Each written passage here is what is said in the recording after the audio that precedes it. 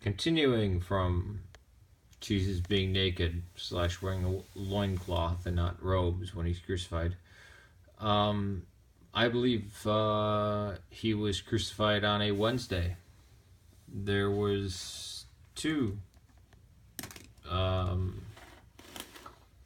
Sabbaths that week. There were two Passovers, if you will.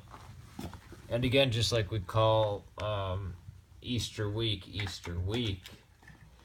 or the week of Pascha, Holy Week, and actually the 2 weeks after it, we say Bright Week, so we're in the Easter season.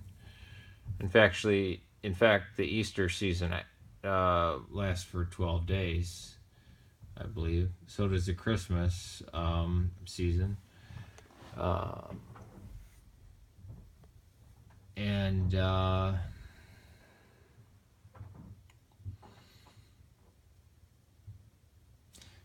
Feeding the 5,000.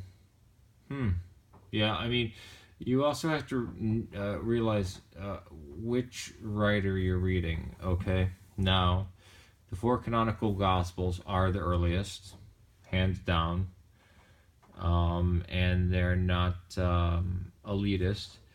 But Matthew, with Matthew's Gospel, Sermon on the Mount, and the virgin birth story, looking very much like Moses, and all this kind of stuff. It wants to connect him to Moses and the prophets.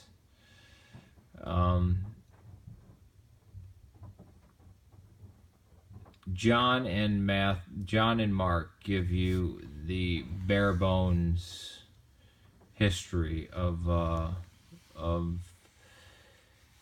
Joseph, the natural born son of Mary and Joseph, the apocalyptic creature who was executed by crucifixion and whose body disappeared. That's the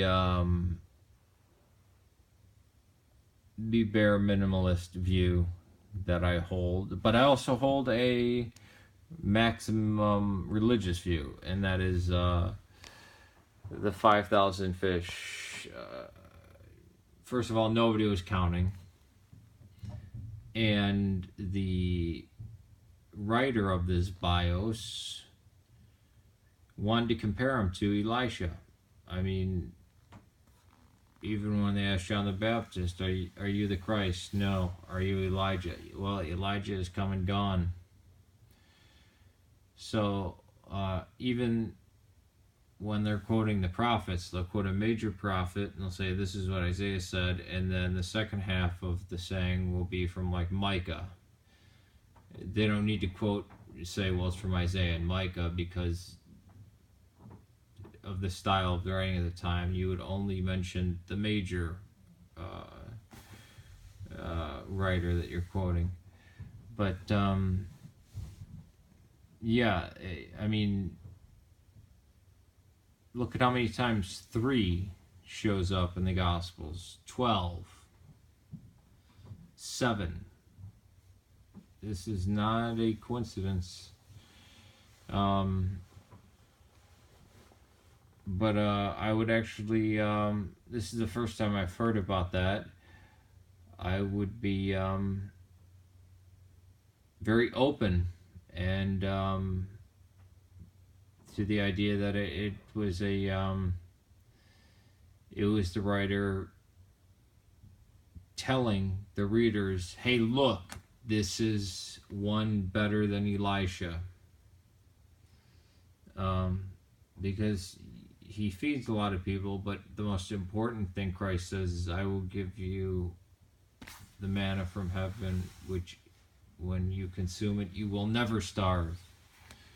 You must eat of my blood, eat of my body, and drink of my blood. So, yeah, I hope that satisfies it. There's many parts within the, I mean,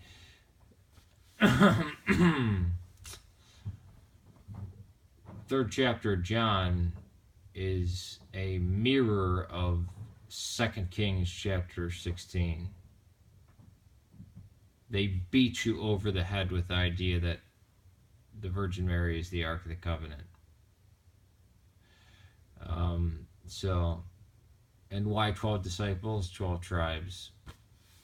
And which one of them betrayed God? Dan betrayed God. So, I mean, yeah, I actually would be happy to hear about that because it adds to the story. Doesn't mean it didn't actually happen, but did he feed exactly 5,000 people, or was it more like 300, or was it something put there by the writer to emphasize that this was an important man? All right, peace to you.